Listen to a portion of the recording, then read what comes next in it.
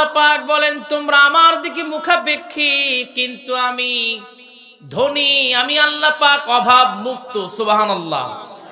কিন্তু অনেক বদমাইশ বাংলাদেশে অভাব নাই, যারা বলে আল্লাহর কথার কোনো আগামাথা পায় না।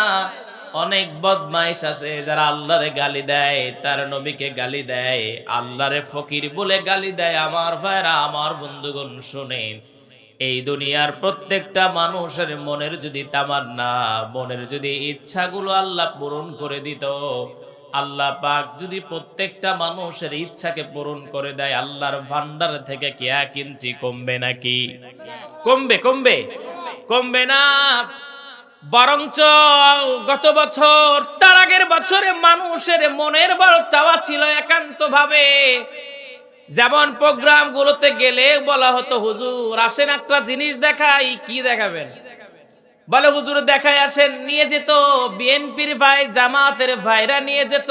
তারপরে বলতো হুজুর ওই দেখেন ভুট্টা ক্ষেত, পাট ক্ষেত, ওখানে ঘুমাই। কথা বুঝেন নাই?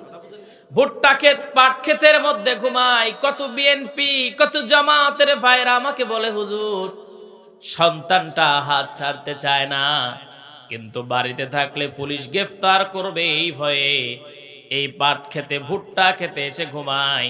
প্রত্যেকটা মানুষের চাওয়া ছিল আল্লাহ এই জালিম থেকে মুক্ত করো, এই জালিম থেকে মুক্ত হতে চাই।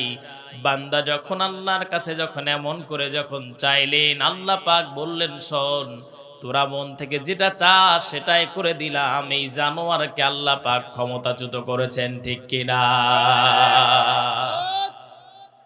আমার ভাইরা, আমার বন্ধুগণ, শুধু আল্লাহর কাছে চাইতে দেরি, আল্লাহ দিতে দেরি করে না।